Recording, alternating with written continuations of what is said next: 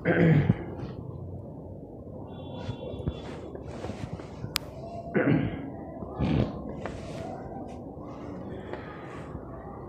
للہ وکفا وسلام علی عبادہ الذین اصطفى اما بعد فاعوذ باللہ من الشیطان الرجیم بسم اللہ الرحمن الرحیم وَلْتَكُن مِّنكُمْ أُمَّةٌ يَدْعُونَ إِلَى الْخَيْرِ وَيَأْمُرُونَ بِالْمَعْرُوفِ وَيَنْهَوْنَ عَنِ الْمُنكَرِ وَأُولَئِكَ هُمُ الْمُفْلِحُونَ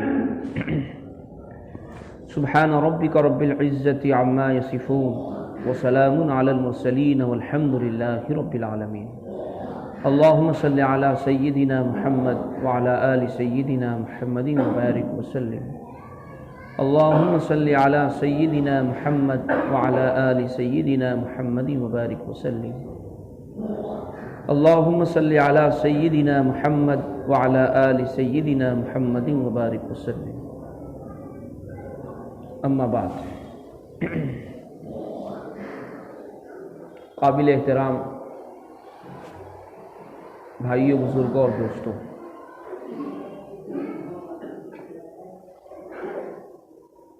اصلاح معاشرہ کے عنوان سے ملکی سطح پر تحریک چل رہی ہے۔ دارالعلوم دیوبند، آل انڈیا مسلم پرسنل لا بورڈ، جمعیت علماء ہند، جو ملک کے مسلمانوں کی نمائندہ تنظیمیں اور ادارے ہیں، وہ سب کے سب اس سلسلے میں بہت ہی فکر مند ہیں اور اس بات کے کوشاں ہیں کہ مسلمانوں کا سماج اور ان کا معاشرہ، ان کی سوسائٹی، ان کا رہن سہن، ان کا لین دین، ان کی شادی بیاہ، ان کی خوشی غمی کی تقاریب، یہ سب کے سب سنت اور شریعت کے مطابق ہوں، اور اس کے اندر جو خرابیاں در آئی ہیں، گھس کر چلی آئی ہیں، یہ ساری کی ساری چیزیں ختم۔ اصلاح معاشرہ یہ اپنی ذات سے اصلاح کرنے کا نام ہے، اس لیے کہ دوستوں یہ معاشرہ خود وجود میں آئے گا ایک ایک آدمی کی ذات سے مل کر کے۔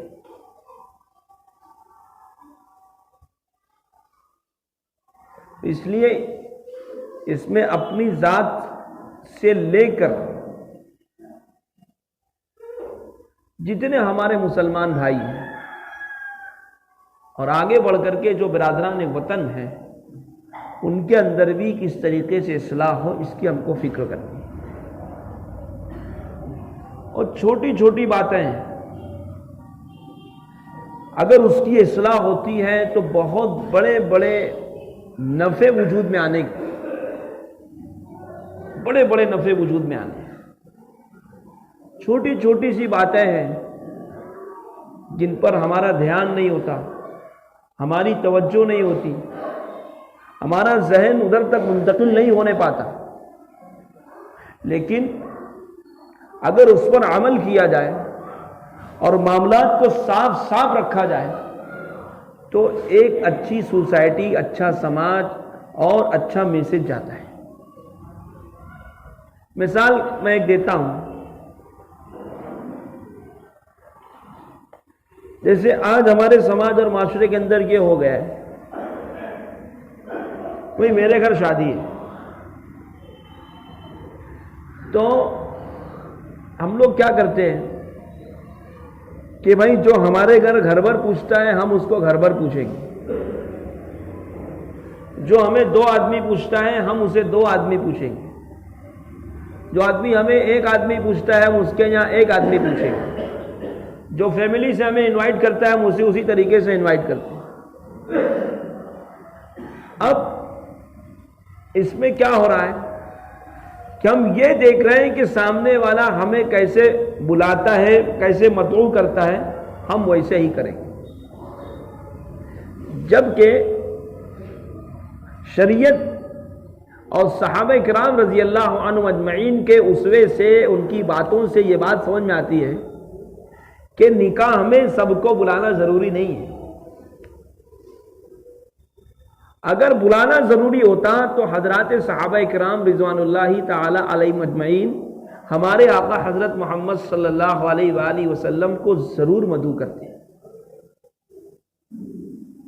صحابہ کا اور حضور صلی اللہ علیہ وسلم کا تعلق ایسا رہا ہے کہ نہ پہلے دنیا نے دیکھا تھا، نہ آج تک دیکھا ہے، نہ قیامت تک دیکھ پائیں گی ایسی جماعت کو، کہ کس طریقے سے صحابہ نے ٹوٹ کر کے چاہا ہے ہمارے آقا حضرت محمد صلی اللہ علیہ وسلم کو۔ لیکن عبد الرحمن ابن عوف رضی اللہ عنہ جو جناب نبی کریم صلی اللہ علیہ وسلم کی انتہائی قریبی ساتھی ہیں،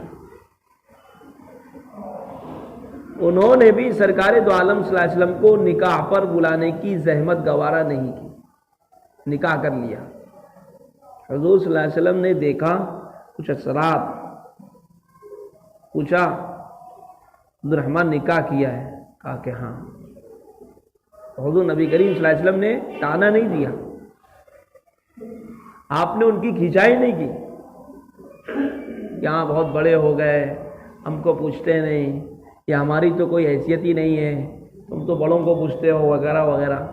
ایسا کچھ نہیں کہا سرکار نے، بلکہ صرف سرکار دو عالم صلی اللہ علیہ وسلم نے دعا دی کہ بارک اللہ لکما وبارک علیکما وجمع بینکما فی خیر، کہ اللہ تمہارے نکاح میں برکتیں عطا فرمائے، اور فرمایا اولم ولو بشات، عبد الرحمن اللہ تعالیٰ تمہارے نکاح کو بہت بہت مبارک کرے، اس کے اندر خیر ڈال دے، تم دونوں میاں بیوی کو خیر پر مجتمع کر دے، اکٹھا کر دے۔ اور فرمایا کہ عبد الرحمن اگر میسر ہو تو ولیمہ کر لینا، چاہے ایک بکری کا ہی کیوں نہ ہو، چھوٹا ہی کیوں نہ ہو، لیکن ولیمہ ضرور کر لے۔ اب یہ دیکھیے کہ ہمارے سماج اور معاشرے میں جو چل رہا ہے، میں بتا رہا ہوں آپ کو، کیا ہے، ہم اپنی بساط سے زیادہ کوشش کرتے ہیں، بڑے سے بڑا کھانا کرنے کی کوشش کرتے ہیں۔ اب آج دور ایسا ہو گیا نا، کوئی کھانے ہونے کا بھوکا نہیں ہے، کوئی کھانے کا بھوکا نہیں ہے۔ غریب سے غریب بھی کبھی کبھار سیٹھ صاحب سے اچھا کھاتا ہے، سیٹھ کے پاس میسر ہے لیکن شوگر کا مسئلہ ہے، پریشر کا مسئلہ ہے، ہارٹ کا مسئلہ ہے، تو وہ نہیں کھاتا، لیکن غریب سے غریب آدمی بھی اچھے سے اچھا کھاتا ہے۔ اب ایسا مسئلہ ہے، اب بڑے سے بڑا کھانا کر لیا آدمی، خدمت کرنے کے لیے لوگ موجود ہی نہیں ہیں، جاتے ہیں بے عزتی ہوتی ہے، کھڑے رہتے ہیں گھنٹہ، 1.5 گھنٹہ، 2 گھنٹہ، کھانا ہی نہیں مل رہا۔ یہ مسائل اور نہیں بلائے تو مسئلہ۔ تو یہ غریب آدمی ہوتا ہے، وہ چاہتا ہے میرے یہاں شادی ہو رہی تو میں اس کو بھی بلا لوں، اس کو بھی بلا لوں، اس کے لیے کیا کرتے ہیں، قرضہ پانی کر لیں۔ تو کوئی ضرورت نہیں ہے، اس کے لیے یہ ہے کہ ہم خود بھی اس بات کا اہتمام کریں، بھائی ہمارا جتنا ارینجمنٹ ہے ہم اسی کے اعتبار سے رشتوں پر آئیں گے۔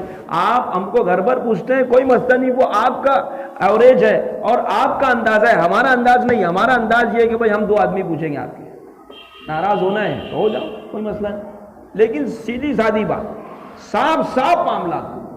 قرض کرنے کے لیے بہت زیادہ ڈیکوریشن اور نمائش کی ضرورت ہے، یہ اصلاح معاشرہ ہے۔ اور کوئی نہیں بلائے تو ناراض نہیں ہونے کا، کوئی نہیں بلائے تو ناراض نہیں ہونے کا، نہیں بھائی کوئی مسئلہ نہیں ہے، اللہ آپ کے نکاح، ہمیں ہونے والے نکاح میں خوب برکتیں عطا فرمائے، ہاں کوئی مسئلہ نہیں، کوئی پریشانی نہیں۔ ایسے اس طریقے کی دعا دے کر کے آگے بڑھ جاتے ہیں۔ ہر ایک کا ایک ارینجمنٹ ہوتا ہے، آپ کا ارینجمنٹ نہیں تو کوئی مسئلہ نہیں۔ اگر ضروری ہوتا عبد الرحمن ابن عوف رضی اللہ عنہ کبھی بھی سرکار دو عالم صلی اللہ علیہ وسلم کو فراموش نہیں کرتے۔ اس وقت کا جو مدینہ تھا نا، آج کا اسلام پورا بھی بہت بڑا ہے، وہ لوگ حج کرنے جاتے ہیں، عمرہ کرنے جاتے ہیں، وہ دیکھتے ہیں مسجد نبوی کے اندر ہی جنت البقیع آ گئے، تو 4 قدم چلو یہ جنت البقیع. جنت البقیع مدینہ کی آخری باؤنڈری تھی، آخری باؤنڈری تھی، مکانات چھوٹے چھوٹے تھے اس وقت. یہ بات، یہ معاملات ہے دوست. ایسے ہی چھوٹی چھوٹی باتیں ہوتی ہیں، اگر ہم اس کے اوپر دھیان رکھیں گے تو انشاءاللہ اچھا نفع وجود میں آئے گا. اب ہم لوگ گاڑی سے چل رہے ہیں. اب کچھ لوگ ہوتے ہیں جان بوجھ کر کے ہارن بجائیں گے، دیر رہا. یہ تکلیف ہے. اب جو بندہ آگے ہے اس کو تکلیف پہنچ رہی ہے، ایذائے مسلم ہے. مسلمان کو تکلیف دینا، تکلیف پہنچانا حرام ہے. ہاں جہاں کہیں بھی تم جا رہے ہو 1-2 منٹ صبر کرو، لیکن بس دیے جا رہے ہیں ہارن. کیا ہے اتنا تیز ہارن ہے، اس کی وجہ سے کان پھٹ جاتا ہے. ابھی نیا اسٹائل نوجوانوں کا ہو گیا ہے، 2 ویلر میں سائلنسر ایسا فٹ کیے کہ پھڑ پھڑ ایسی آواز آتی کہ گھر کے اندر ہے نا، یا پھر کوئی اپنے کام کاج کے اندر مصروف، کوئی تلاوت میں مصروف، کوئی نماز میں مصروف، کوئی کسی کام میں مصروف، کسی کی طبیعت صحیح نہیں، کسی کا دماغ ٹھکانے نہیں، لیکن یہ ان کا جو بھوبو ہے وہ بجتے چلا جاتا. یہ تکلیف ہوتی ہے، اس کا دھیان نہیں لوگ. آرام سے مسلمان بھائی کا دھیان رکھتے ہوئے اگر ہم راستوں کو طے کریں گے اس سے بھی کوئی مسئلہ نہیں.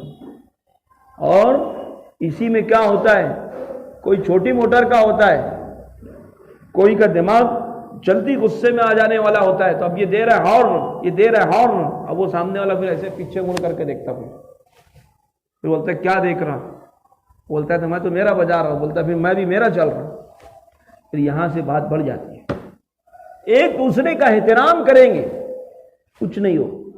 ہر آدمی یہ کوشش کرے میری اپنی ذات سے میرے اپنے کسی بھائی کو تکلیف نہ ہو، اور میرا بھائی پہلے آگے بڑھ جائے،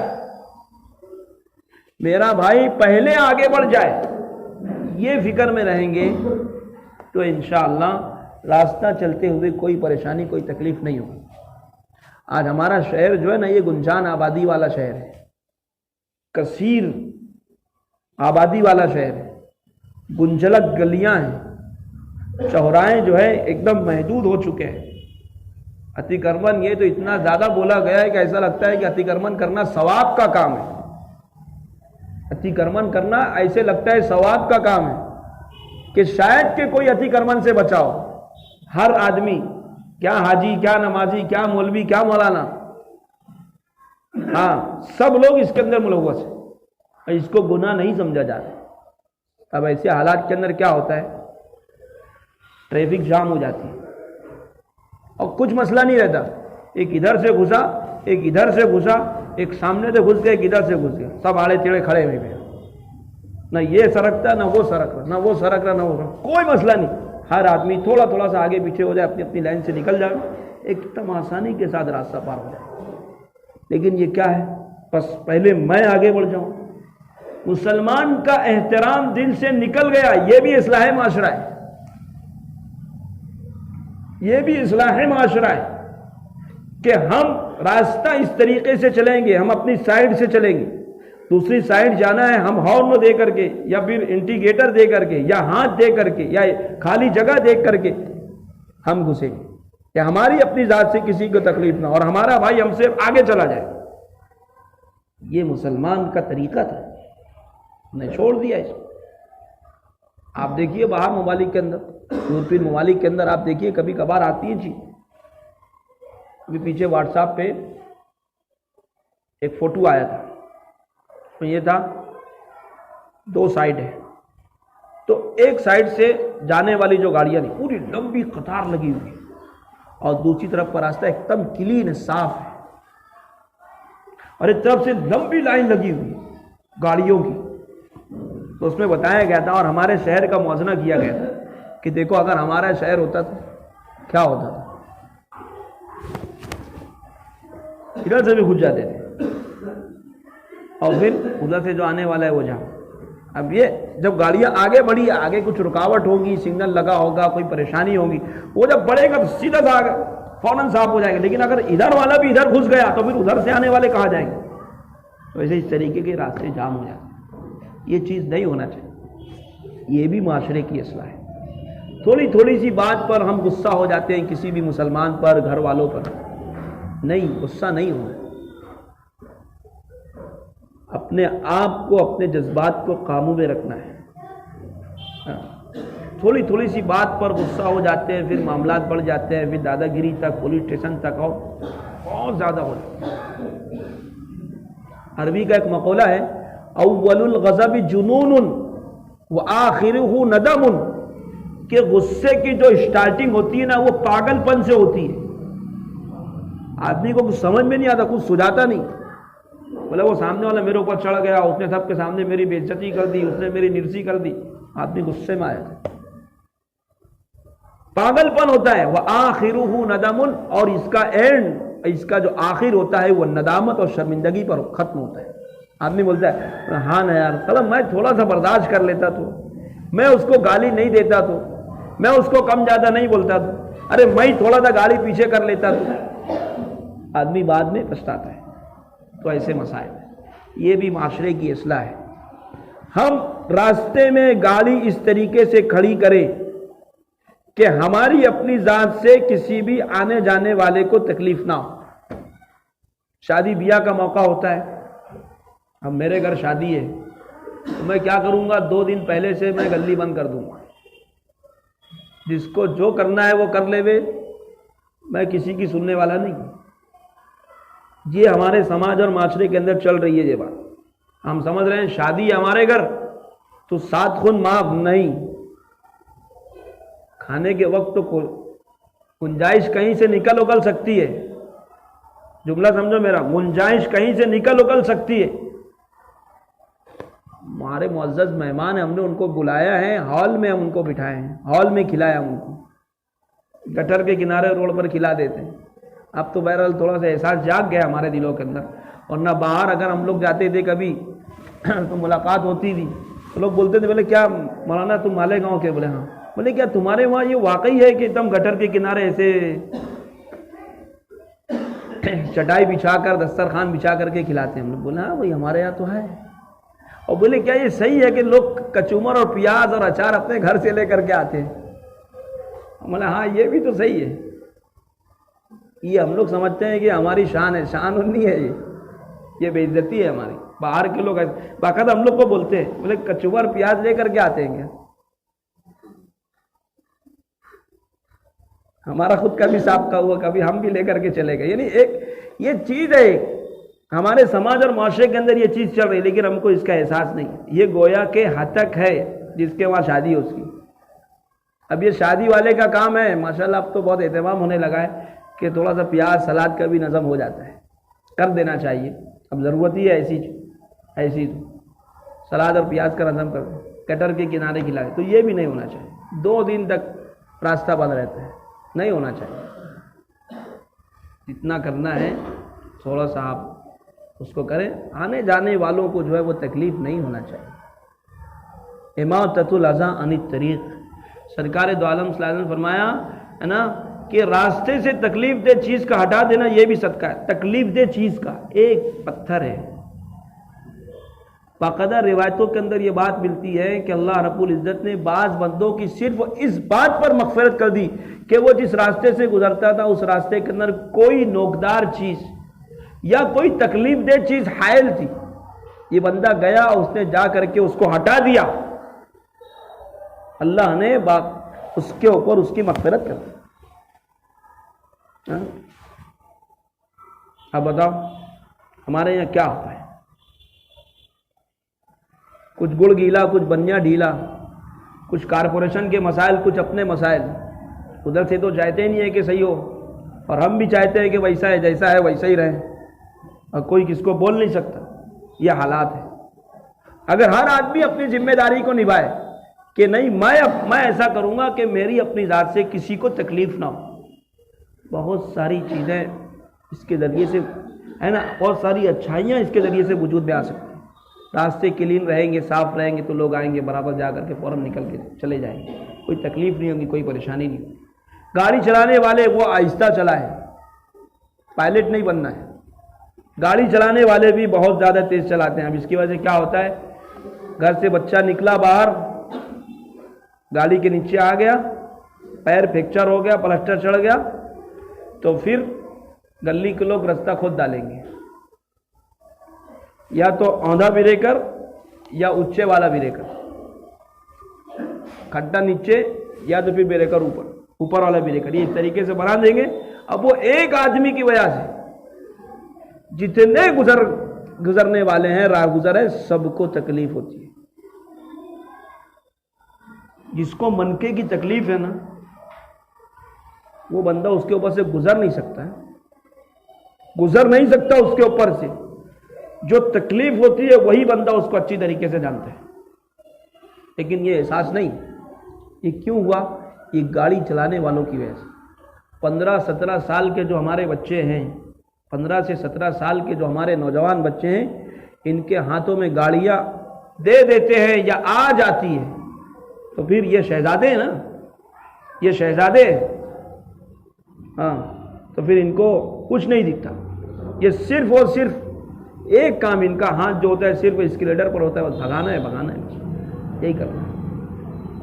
ہم اپنے بچوں کو بتائیں, بیٹے اگر ان کو گاڑی چلانا ہے آرام سے چلاؤ. ہم کو پہنچنا ہے کہیں پر, کتنا ہوگا, 2 منٹ لیٹ پہنچیں گے, 5 منٹ لیٹ پہنچیں گے, اور کیا ہوگا, اتنا ہی ہوگا نا. وہاں جا کر کے کوئی بہت بڑا انعام تھوڑی ہم کو ملنے والا ہے. آرام سے چلائیں. اس میں ہم بھی سیف ہیں, سامنے والا بھی سیف ہے. ہم بھی سیف ہیں, سامنے والا بھی سیف ہے. ہم بھی محفوظ ہیں, سامنے والا بھی محفوظ ہے. ہاں, کیا ہوتا ہے, گاڑیاں ایسی ہے نا کہ ڈائریکٹ ٹانگ ٹوٹ جاتی ہے. پاور بریک ہے, مارا ایک دم اچانک, یہ پورا مونا اکھڑ جاتا ہے. سامنے سے کوئی بچہ آ گیا, بچوں کا کوئی بھروسہ تھوڑی, ان کو تھوڑی کچھ سمجھتا. گلیوں سے ہم گزر رہے ہیں, ایسا گزرے, ایسی گاڑی چلائے کہ گاڑی ہمارے قابو میں رہے, کہ اگر ارجنٹ بریک بھی مارنا ہو تو گاڑی رک جائے. اور اچانک پاور بریک مار دیں, پورا مونا اکھڑ جاتا ہے. یہ ہاتھ ہمیشہ کے لیے, گاڑی لے کر کے گرے, پیر ٹوٹ جاتا ہے. زندگی بھر وہ بندہ پریشان رہے گا, زندگی بھر. جب ٹھنڈی آئی, جب سردی آئی, کہیں چلنا اترنا بیٹھنا, پریشان رہے گا. اس لیے ان چیزوں کا ہم کو اہتمام کرنا ہے. اور ان تمام چیزوں سے بڑھ کر سب سے اہم چیز وہ یہ ہے کہ نمازوں کا ہم کو اہتمام کرنا ہے. نمازوں کی پابندی, مسجد سے اپنے آپ کو جوڑنا ہے. دیکھو, نماز کی اگر ہم پابندی کریں گے نا, اس کے بہت سارے فوائد ہیں. سب سے پہلا فائدہ تو یہ, ان الصلاۃ تنہی عن الفحشاء والمنکر. نماز جو ہے آدمی کو بے حیائی اور برائیوں سے روکتی ہے. تو جو بے حیائی, جو برائی ہے اس کے اندر, انشاءاللہ وہ نماز کی برکت سے ختم ہو جائے گی. اور اس کی وجہ سے آدمی وقت کا پابند ہو جاتا ہے.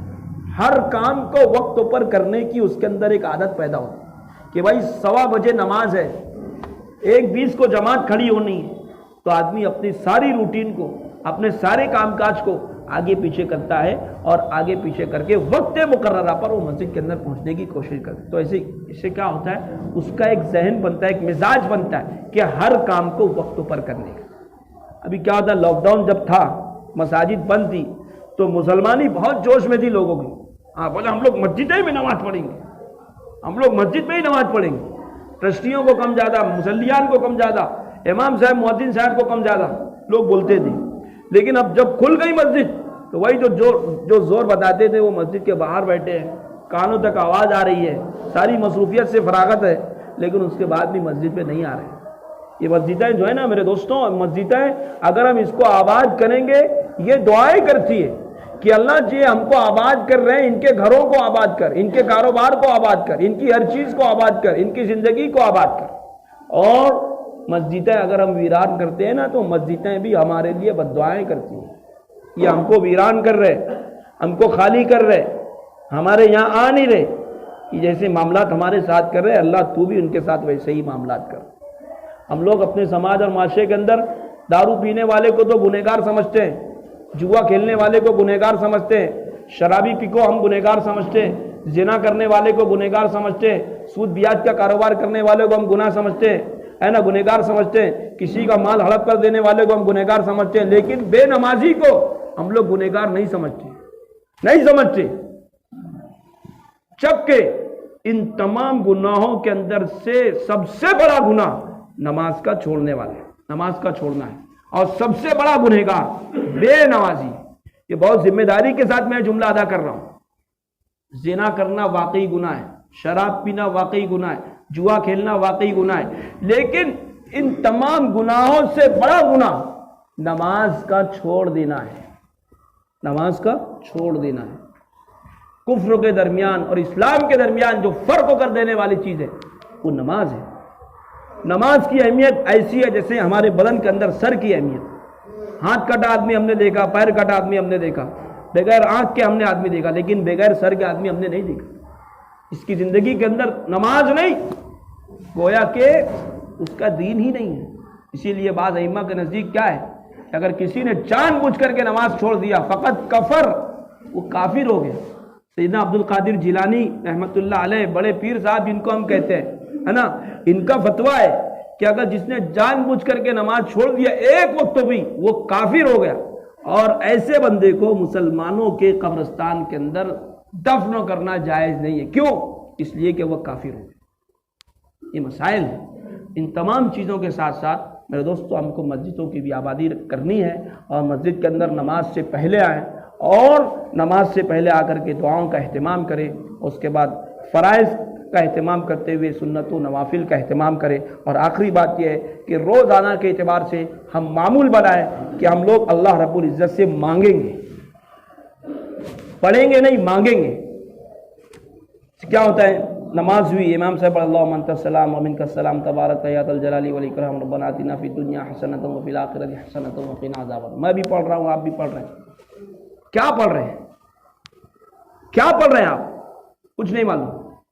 ایک فارمیلٹی ہم پوری کرتے ہیں کر کے نہیں، اللہ سے ہم کو بات کرنی ہے، اللہ کے سامنے اپنے مطالبات رکھنے ہیں، اپنی معروضات پیش کرنی ہے، اپنے مسائل کو رکھ کر کے اللہ سے مانگنا ہے۔ ہاں، مانگنے کا ہمارے اندر مزاج نہیں رہے گا۔ کوئی ضروری نہیں ہے کہ عربی دعا آنے چاہیے، اردو دعا آنا چاہیے، کچھ نہیں، کوئی ضرورت نہیں۔ اللہ رب العزت ہے نا، بس بندے کے دل کی تڑپ کو دیکھتے ہیں کہ بندہ کیا کرتا ہے اور کیسے مانگتا ہے۔ ہمارے مسائل ہیں، ہم پہلے اللہ کی تعریف کر دیں الحمدللہ رب العالمین، اللہ کے نبی صلی اللہ علیہ وسلم درود بھیجتے ہیں صلی اللہ علیہ نبی الکریم، اور اس کے بعد یا اللہ بہت بیمار ہوں، ہے نا، اللہ صحت دے دے، عافیت دے دے، گھر کے ایسے مسائل ہیں اللہ اس کو حل کر دے، کاروباری مسائل ہیں، پریشانی ہے اللہ اس کو حل کر دے، ہے نا، ہمارے یہ مسائل ہیں اللہ کے سامنے بتانا ہے، رکھنا ہے روزانہ کے اعتبار سے، اور اللہ سے مانگنا ہے۔ میرے دوستو آپ اس کو کر کے دیکھیں، آپ اس کو کر کے دیکھیں، ہاں پریکٹیکلی آپ روزانہ کے اعتبار سے اپنی معروضات کو، اپنے مسائل کو صبح سے لے کر شام تک کے جتنے مسائل ہیں آپ اللہ کے سامنے رکھیں، اور روئیں اور گڑ گڑائیں، اور ایسے مانگیں جیسے ایک چھوٹا سا بچہ جو ہوتا ہے اپنے باپ سے مانگتا ہے۔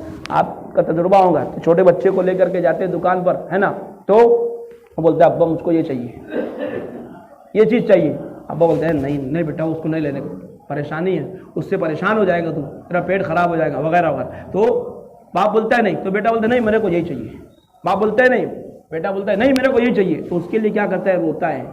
پہلے رونے سے پہلے وہ کرتا ہے، تھوڑا آڑا ہوتا ہے، ٹیڑھا ہوتا ہے نا، احتجاج کرتا ہے نا، اور اس کے بعد وہ روتا ہے اور خوب تڑپ کر کے روتا ہے۔ اس کو معلوم ہے کہ میرے کو دلائیں گا کون؟ ابا ہی دلائیں گے، جس کے ساتھ میں آیا ہوں وہی دلائیں گے۔ تو وہ پوری کوشش کر ڈالتا ہے اپنے باپ کو راضی کرنے کی۔ باپ بولتا ہے دیکھ بیٹا تو فلاں کام کرے گا، ابا تم جو بولیں گے میں سب سنوں گا، لیکن میری یہ بات پوری کر، میرے کو وہ چیز دلا، بولتا ہے نا۔ میرے دوستو ایسے ہی ہمارے حضرت مولانا صلاح الدین صاحبی صاحب فرماتے ہیں، ایسے ہی ہے نا، ایک بندے کو بھی چاہیے کہ وہ اپنے اللہ سے لگ لپٹ کر کے مانگے کہ اللہ جی نہیں آپ ہی کریں گے، آپ ہی کرنے والے، آپ نہیں کریں گے تو کون کرے گا؟ آپ کر دیجئے ہمارے اس بات کو، ہمارے اس معاملات، انشاءاللہ ضرور ہمارے مسائل حل ہوں گے۔ اللہ ہم سب کو عمل کی توفیق نصیب فرمائے۔